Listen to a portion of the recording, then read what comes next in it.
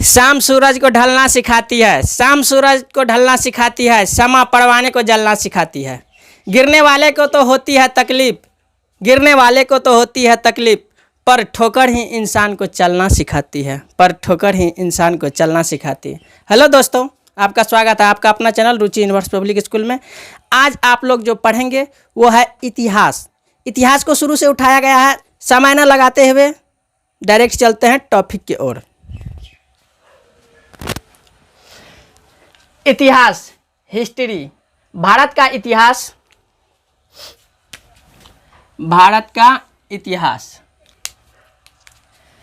उत्तर में हिमालय से लेकर दक्षिण में समुद्र तक फैला यह उपमहाद्वीप भारत के नाम से ज्ञात है। क्या है दोस्तों? ये जो है उत्तर में हिमालय से लेकर दक्षिण में समुद्र तक फैला यह उपमहाद्वीप भारत के नाम से ज्ञात है। इसको हम लोग क्या नाम से जानते हैं? तो इसको भारत के नाम से जानते हैं। तो किसको भारत के नाम से जानते हैं? उत्तर में जो हिमालय से लेकर के, जैसे उत्तर दिशा में हिमालय से लेकर के दक्षिण के समुद्र तक, दक्षिण से समुद्र तक फैला यह उपमहाद्वीप।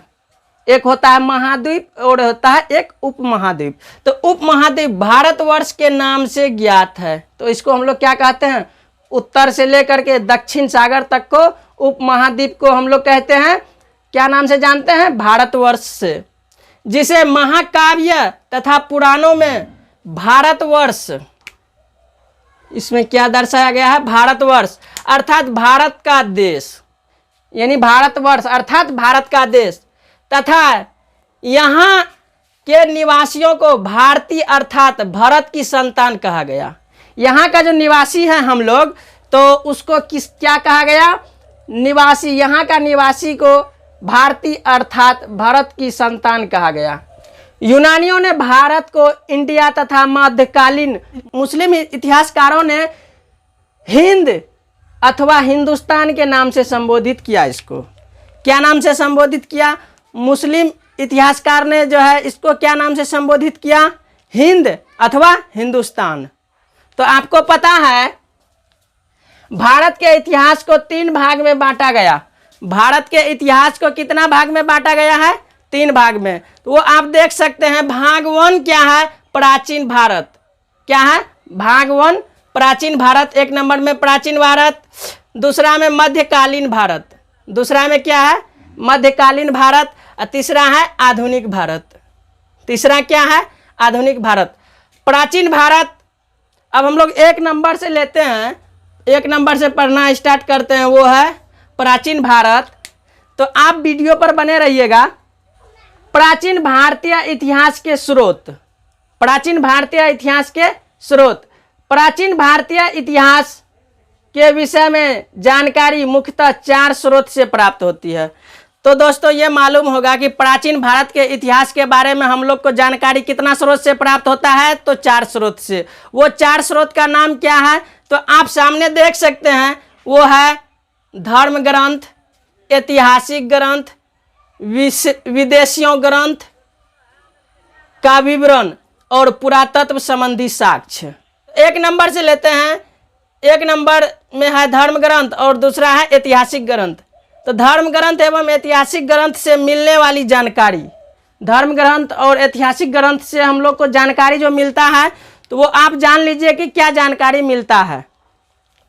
तो देखिए, भारत का सर्व प्राचीन धर्म ग्रंथ, इसका मतलब क्या हो गया? भारत का सर्व प्राचीन यानी सबसे पुराना, सबसे प्राचीन, सबसे प्राचीन वेद है।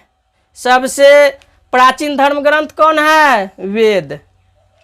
जिसके संकलन करता है कौन? महर्षि कृष्ण द्वैपायन वेद व्यास, जिसको हम लोग शॉर्ट नाम से क्या जानते हैं? वेद व्यास के नाम से जानते हैं, को माना जाता है। वेद व्यास को माना जाता है। भारत का सर्व प्राचीन धर्म ग्रंथ वेद है, जिसके संकलनकर्ता महर्षि कृष्ण वेद व्यास द्वैपायन वेद व्यास को माना जाता है। तो अब वेद 4 है। कहाँ से स्टार्ट करेंगे? ऋग्वेद से। तो दोस्तों ऋग्वेद को पढ़ने से पहले कुछ हम लोग को जान लेना चाहिए अपने को मोटिवेट होने के लिए और आपको मोटिवेट करने के लिए। कहता है संघर्ष में आदमी अकेला होता है, संघर्ष में आदमी अकेला होता है, सफलता में दुनिया साथ होती है। संघर्ष में आदमी अकेला होता है, सफलता में दुनिया साथ होती है। जिस जिस पे जग हंसा है उसने ही इतिहास रचा है, उसने ही इतिहास रचा है। इसलिए आप ऋग्वेद को जानिए। ऋग्वेद, ऋचाओं के क्रमबद्ध ज्ञान को ऋग्वेद कहा जाता है।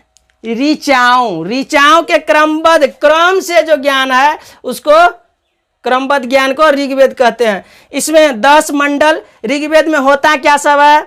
10 मंडल, 10-28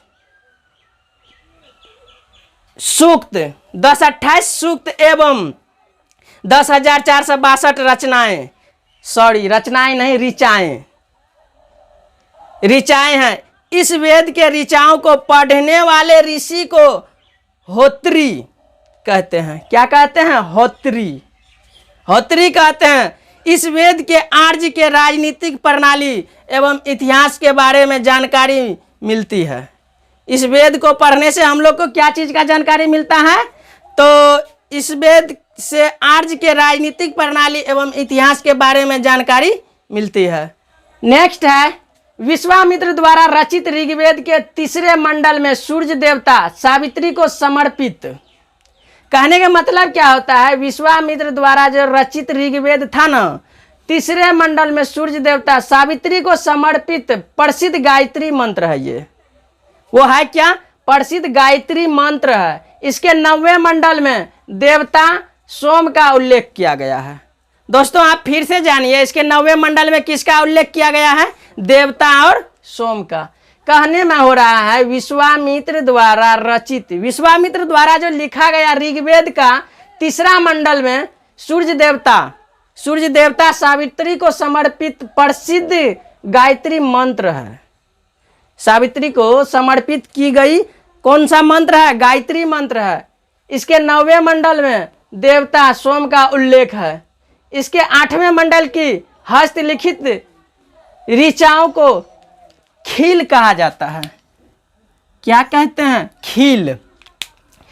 इसके 8वें मंडल की हस्तलिखित ऋचाओं को खील कहा जाता है। अगला है चातुष्यवर्णीय समाज की कल्पना का आदि स्रोत ऋग्वेद के 10वें मंडल में वर्णित पुरुष युक्त है। चातुष्यवर्ण समाज की कल्पना का आदि स्रोत ऋग्वेद के 10वें मंडल में वर्णित पुरुष युक्त है। क्या है? पुरुष युक्त है, जिसके अनुसार 4 वर्ण है। जिसके अनुसार कितना वर्ण है? 4 वर्ण। ब्राह्मण, क्षत्रिय, वैश्य तथा शूद्र। ब्राह्मण, क्षत्रिय, वैश्य तथा शूद्र आदि का पुरुष ब्रह्मा के क्रमशः मुख, भुजाओं के जंघाओं और चपन हुए। नोट में क्या है? धर्म सूत्र 4 प्रकार जातियों की स्थितियों, व्यवसायों, कर्तव्यों तथा विशेष अधिकारों में स्पष्ट विभेद करता है। उसके बाद है वामनावतार। क्या है? वामनावतार के 3 पगों के अध्ययन, वामनावतार के 3 पगों के आख्यान का प्राचीन स्रोत ऋग्वेद है। ऋग्वेद के बारे में क्या कहा? वामनावतार के 3 पगों के आख्यान का प्राचीन स्रोत ऋग्वेद है। ऋग्वेद में इंद्र के लिए 250 तथा अग्नि के लिए 200 ऋचाओं की स्थापना की गई थी। 200 ऋचाओं की रचना की गई थी। नोट: प्राचीन इतिहास के साधन के रूप में वैदिक इतिहास में ऋग्वेद के बाद शतपथ ब्राह्मण का स्थान है। शतपथ किसका स्थान है? ब्राह्मण का। तो हम लोग कहाँ थे? यजुर्वेद। कहाँ पर थे? यजुर्वेद। यानी कि सस्वर पाठ के लिए मंत्रों तथा बलि के समय अनुपालन के लिए नियमों का संकलन यजुर्वेद कहलाता है। इसके पाठकर्ता यानी इसके पाठकर्ता को अध्वर्यु कहते हैं।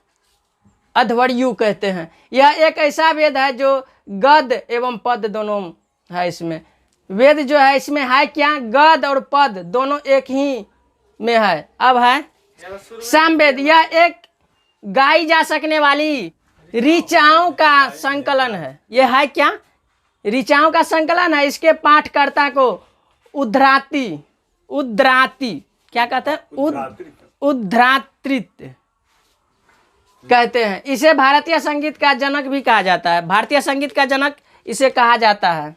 इसे क्या कहते हैं, भारतीय संगीत का जनक। उसके बाद है अर्थवेद। ऋषि द्वारा रचित इस वेद में रोग निवारण, तंत्र मंत्र, जादू टोना, ऋषि द्वारा जो इस वेद को लिखा गया है इसमें तंत्र मंत्र और जादू टोना, साप वशीकरण, आशीर्वाद, स्तुति, औषधि, अनुसंधान, विवाह, प्रेम, राजकर्म, मातृभूमि, महात्म्य क्या है, महात्म्य आदि विविध विषयों से संबंध मंत्र तथा असामान्य मनुष्यों के विचारों, विश्वासों, अंधविश्वास इत्यादि का वर्णन है। इसमें सभा एवं समिति को प्रजापति की दो पुत्री कहा गया है। क्या कहा गया है इसमें, दो पुत्री। वेदों को भली भांति समझने के लिए 6 वेदांगों की रचना हुई है। वेदों को सही से समझने के लिए 6 वेदांग का रचना किया गया है। वो है क्या, वो 6 रचना क्या है, शिक्षा, ज्योतिष, कल्प, व्याकरण, निरुक्त तथा छंद। लास्ट में है पुराण और वंश संबंधित वंश। विष्णु पुराण किस वंश से है, मौर्य वंश। मत्स्य पुराण आंध्र सातवाहन। उसके बाद वायु पुराण गुप्त वंश। अगर वीडियो आप लोग को अच्छा लगा है तो चैनल को सब्सक्राइब कर दीजिएगा। लेकिन जाते जाते आप लोग के लिए एक मोटिवेशनल कोटेशन है। मंजिल उन्हीं को मिलती है जिनके सपनों में जान होती है। मंजिल उन्हीं को मिलती है जिनके सपनों में जान होती है। पंख तो यूं ही फरफराते हैं, हौसलों से उड़ान होती है, हौसलों से उड़ान होते हैं। फिर मिलते हैं किसी और वीडियो में। जय हिंद।